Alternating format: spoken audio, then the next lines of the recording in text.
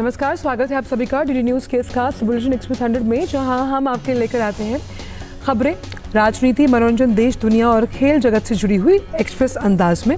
मैं हूं आंचल गुलाटी गुम्बद। देखते हैं खबरों को तेज रफ्तार के साथ।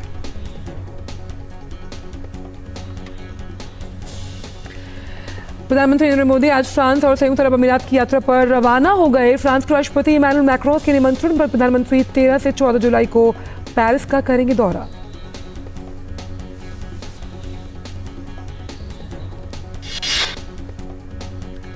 प्रधानमंत्री 14 जुलाई यानी कल बैस्टिल डे परेड में होंगे मुख्य अतिथि। इस परेड में तीनों सेनाओं के भारतीय सशस्त्र बलों का एक दस्ता भी लेगा भाग।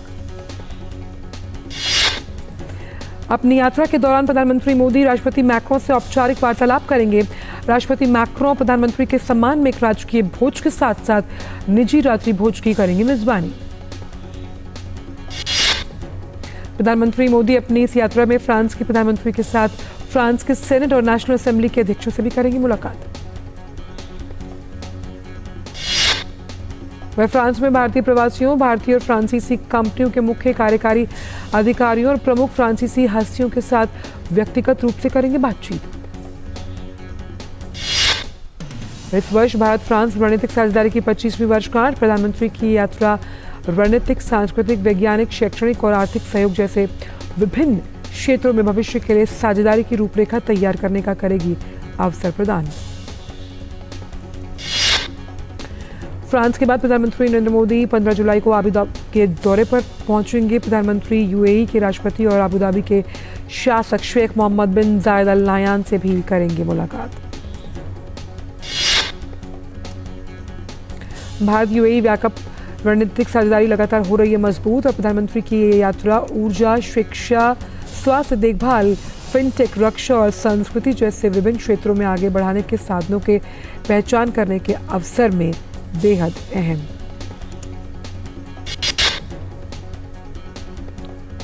प्रधानमंत्री नरेंद्र मोदी ने फ्रांस और यूएई से रवाना होने से पहले प्रस्थान वक्तव्य किया जारी।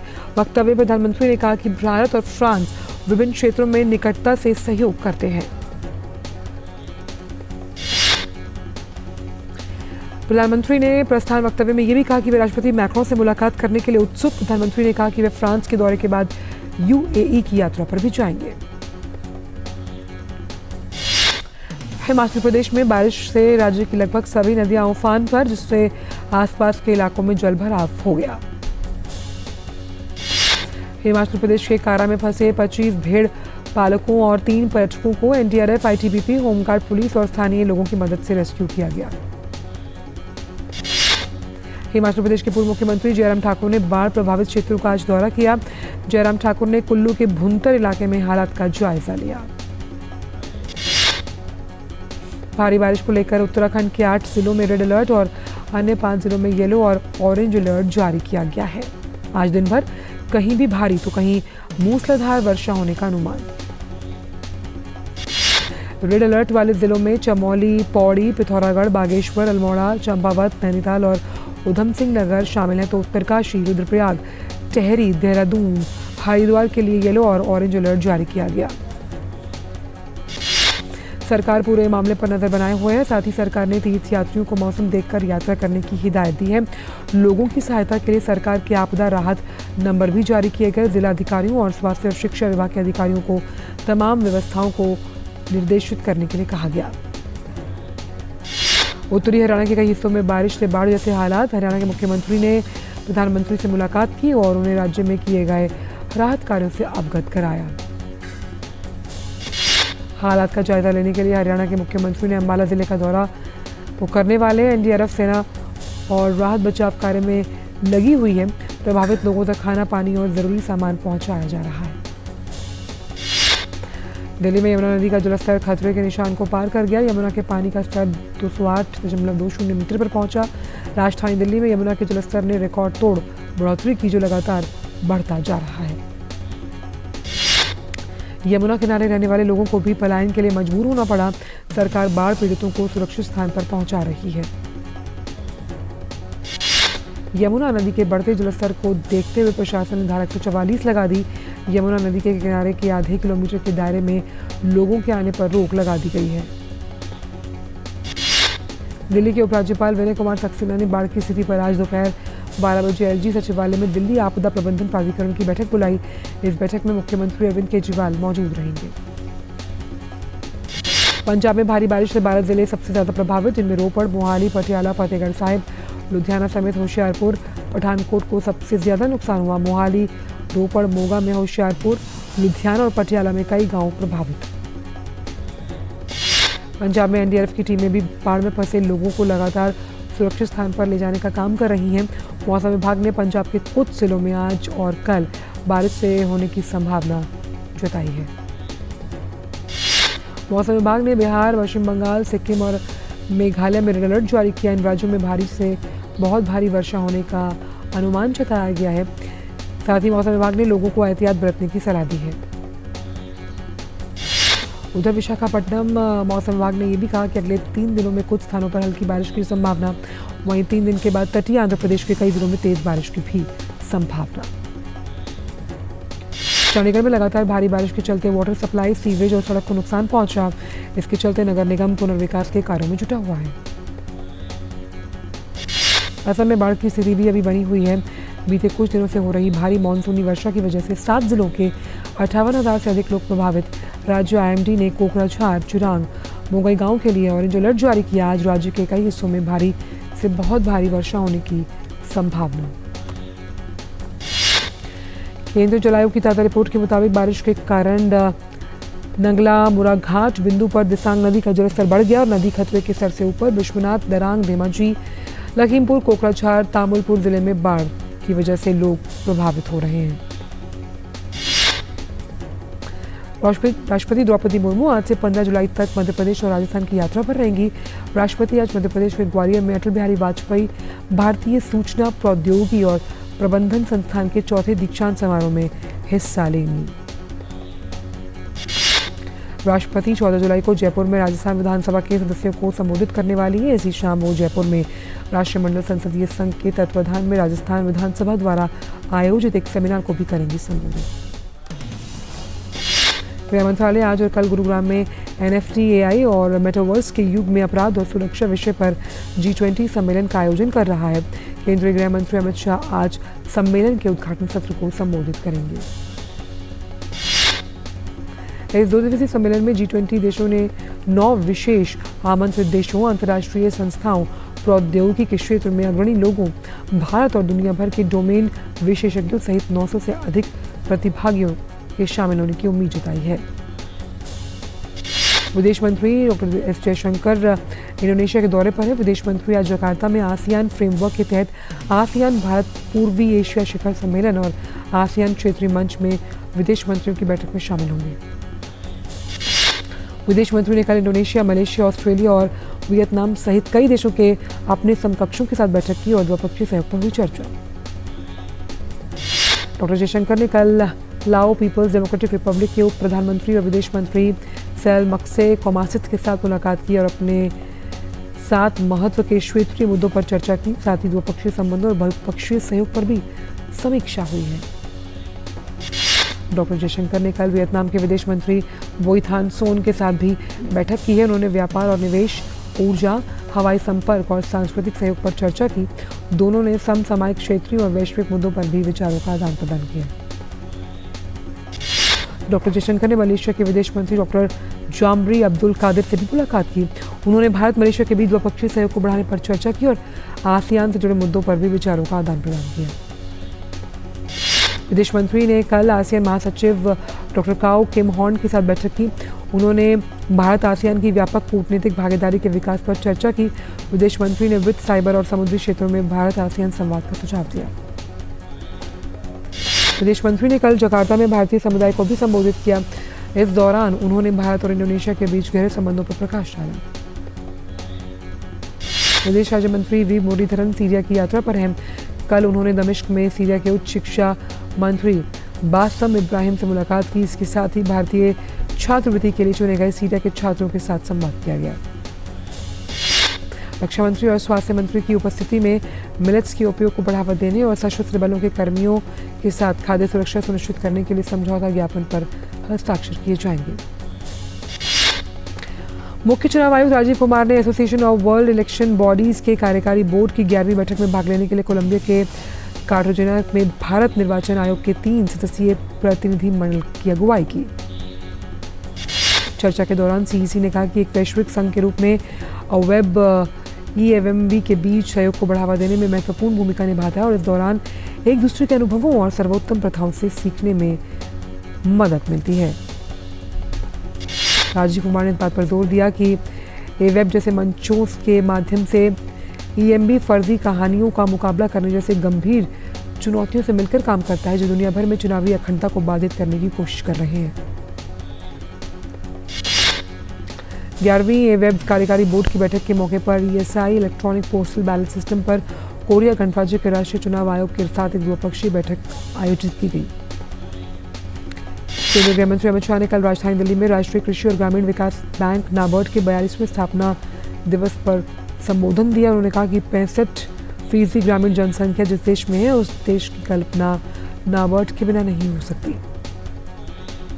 अमित शाह ने कहा कि पिछले 4 दशक से नाबार्ड देश में ग्रामीण अर्थव्यवस्था, इंफ्रास्ट्रक्चर, खेती, कोऑपरेटिव संस्थाओं के साथ साथ 1.5 दशक से स्वयं सहायता समूह के लिए रीढ़ की हड्डी साबित हुआ। केंद्रीय जलमार्ग मंत्री सर्बानंद सोनोवाल ने राज्य मंत्री श्रीपद वायनायक की उपस्थिति में स्वदेशी differential global navigation satellite system Sagar Sampark का किया उद्घाटन।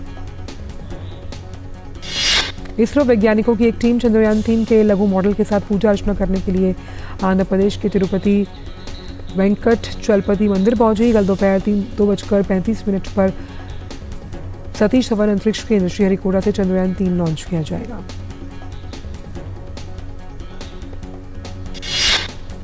वक्त एक ब्रेक का। दुनिया की बिसात शहमात का खेल, वैश्विक कूटनीति, सियासी तालमेल, उभरती नई विश्व व्यवस्था, पर्यावरण, अर्थव्यवस्था, ग्लोबल वार्मिंग ही नहीं ग्लोबल वार्निंग भी। जंग का जुनून हो या शांति की पहल, सभी वैश्विक हलचल, खबर जो करे खबरदार, देश देशांतर से जिसका सरोकार, बात दुनिया जहान की, खबर दुनिया की। इंग्लैंड जाने का समय आ गया है। पहले पढ़ाई के लिए गया था, अब लड़ाई के लिए जाना होगा। श्यामजी कृष्ण वर्मा जी ने अंग्रेजों से हमारे भारत देश को आजाद कराने की एक बहुत सीधी सी योजना बनाई है। अगर ये कंट्रोल नहीं किया गया तो वो दिन दूर नहीं जब ये इंडिया हमारे कंट्रोल से बाहर निकल जाएगा। It's time for action. Bharat भारतीयों के लिए शीघ्र ही वो दिन आएगा जब हम अपने देश पे अपना ध्वज फहराएंगे। स्वराज में देखिए श्यामजी कृष्ण वर्मा की महान गाथा। ब्रेक के बाद सभी का स्वागत। रुक करते हैं अन्य खबरों को एक्सप्रेस अंदाज में। वाणिज्य और उद्योग मंत्री पीयूष गोयल ने यूरोपीय मुक्त व्यापार संघ EFTA के प्रतिनिधि मंडल के साथ बैठक की और इस प्रतिनिधि मंडल का जो अगुवाई है वो स्विट्जरलैंड के आर्थिक मामलों के सचिव हेलन बाडलेगर आर्टिडा कर रही थी। 2 दिवसीय ये बैठक लंदन में हुई। इस बैठक का उद्देश्य भारत और EFTA के बीच एक निष्पक्ष, पारस्परिक रूप से लाभप्रद और व्यापक व्यापार समझौता करना।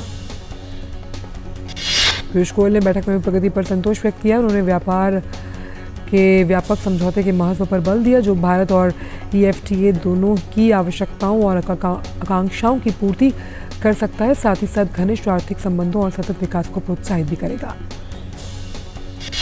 वाणिज्य मंत्री पीयूष गोयल ने ब्रिटिश प्रधानमंत्री के मुख्य आर्थिक सलाहकार डगलस मैकनील के साथ बैठक की है। देश का IIP सूचकांक मई में 5.2% बढ़ा। वहीं अप्रैल में IIP जो था वो 4.2% की दर से बढ़ा, जबकि पिछले साल ये 19.5% से ज्यादा था। NSO ने बताया कि विनिर्माण क्षेत्र का उत्पादन मई महीने में 5.5% से ज्यादा बढ़ा। इस तरह खनन क्षेत्र के उत्पादन में 6.4% और बिजली क्षेत्र के उत्पादन में 0.9% की वृद्धि हुई है। खुदरा मुद्रास्फीति इस वर्ष जून महीने में 4.81% पर पहुंची। सांख्यिकी और कार्यक्रम कार्यान्वयन मंत्रालय के जारी आंकड़ों के अनुसार सब्जियों की कीमतें बढ़ने से उपभोक्ता मूल्य खाद्य सूचकांक पिछले महीने बढ़कर 4.49% पर। जून महीने में ग्रामीण महंगाई दर की अगर बात की जाए तो 4.72% रही, जबकि शहरी महंगाई दर 4.96% रही। ये लगातार चौथा महीना है जब खुदरा महंगाई दर आरबीआई के निर्धारित दायरे से 2 से 6% के बीच बनी हुई है। आईटी क्षेत्र की सबसे बड़ी कंपनी टीसीएस का चालू वित्त वर्ष का जो शुद्ध आय है उसमें 16.5% से वो बढ़ा है और 11,074 करोड़ रुपए रहा। सेबी 14 अगस्त को विशाल ग्रुप ऑफ कंपनीज और एनवीडी सोलर की 22 संपत्तियों की नीलामी करने वाला है। इसके जरिए निवेशकों से अवैध तरीके से जुटाया गया धन जो है उसको वसूला जाएगा। आईटी की दिग्गज कंपनी विप्रो लिमिटेड ने बुधवार को कहा कि वो अगले 3 सालों में आर्टिफिशियल इंटेलिजेंस में $1 अरब का निवेश करने की योजना बना रहा है। कनाडा के बैंक से ब्याज दरों में एक बार फिर बढ़ोतरी की गई है। बैंक ऑफ कनाडा ने ब्याज दरों में फिर से 25 बीपीएस तक इसे बढ़ाया, जिसकी वजह से ब्याज दरें आज 20 साल के उच्चतम स्तर पर पहुंची। वेदांता समूह सेमीकंडक्टर परियोजना से ताइवानी साझेदार फॉक्सकॉन के अलग होने के बाद कंपनी के चेयरमैन अनिल अग्रवाल ने कहा कि इस उपक्रम के लिए कई भागीदार तैयार। लिथुआनिया की राजधानी विनियस में नेटो शिखर सम्मेलन का दूसरा दिन भी रूस यूक्रेन युद्ध की गूंज से भरा रहा।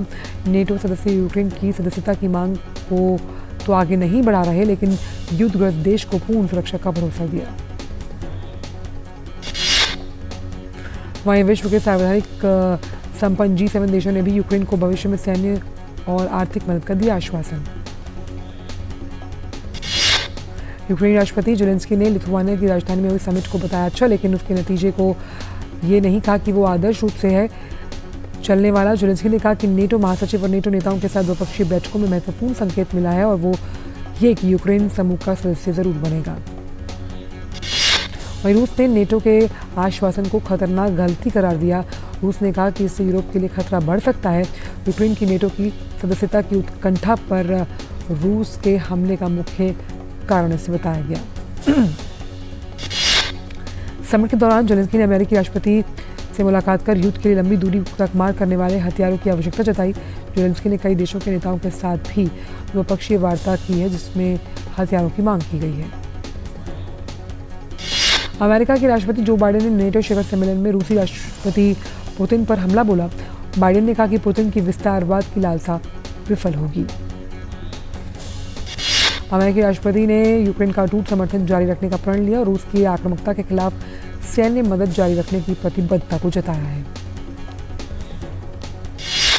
नेटो महासचिव स्टोल्टनबर्ग ने जेलेंस्की के साथ मीडिया से बातचीत में ये कहा कि यूक्रेन इस समय नेटो के सबसे ज्यादा करीब है और उसकी सुरक्षा के लिए हम जिम्मेदार। नेटो की सदस्यता के संबंध में यूक्रेन को निर्णय लेना होगा, न कि रूस को। लिथुआनिया के नाटो समिट के दौरान रूसी सेना ने यूक्रेन पर बड़े हमले किए। इस दौरान राजधानी कीव में लगातार दूसरी रात ड्रोन हमले हुए और इन हमलों में 2 लोग घायल हुए, जबकि एक भवन को नुकसान पहुंचा। यूक्रेन के अन्य शहरों में भी ड्रोन और मिसाइल हमले हुए हैं। यूक्रेन में कुल 15 ड्रोन के हमले हुए, इनमें से 11 ड्रोन आकाश में ही नष्ट कर दिए गए। शेष 4 ने लक्ष्य को टकराकर नुकसान पहुंचाया। रूस के सशस्त्र संगठन वैगनर ग्रुप के लड़ाकों ने अपने हथियार रूसी सेना को दिए हैं और राष्ट्रपति पुतिन से मुलाकात में प्रिगोजिन और उसके कमांडर्स ने रूस के प्रति अपनी वफादारी को अटूट बताया और अपना भविष्य जो है उसका फैसला पुतिन पर छोड़ दिया। रूसी राष्ट्रपति के निर्देश पर ही वैगनर ने अपने हथियार सेना को दिए हैं। रूसी रक्षा मंत्रालय ने वीडियो जारी कर 2000 से ज्यादा मध्यम और 2500 टन से ज्यादा गोला बारूद समर्पित करने की जानकारी दी। भारत और वेस्टइंडीज के बीच खेले जा रहे 2 टेस्ट मैचों की सीरीज के पहले मुकाबले में वेस्टइंडीज की पहली पारी में 150 रन पर ढेर हुई नजर। गेंदबाजी में अनुभवी रविचंद्रन अश्विन ने कमाल दिखाते हुए 5 विकेट के हासिल किए। टेस्ट क्रिकेट में 33वीं बार उन्होंने किसी पारी में 5 विकेट हासिल किए। डोमिनिका टेस्ट में वेस्टइंडीज के जवाब में भारतीय बल्लेबाजों ने ठोस शुरुआत की। पहले दिन का खेल समाप्त होने पर भारत ने बिना किसी नुकसान के लिए 80 रन बनाए।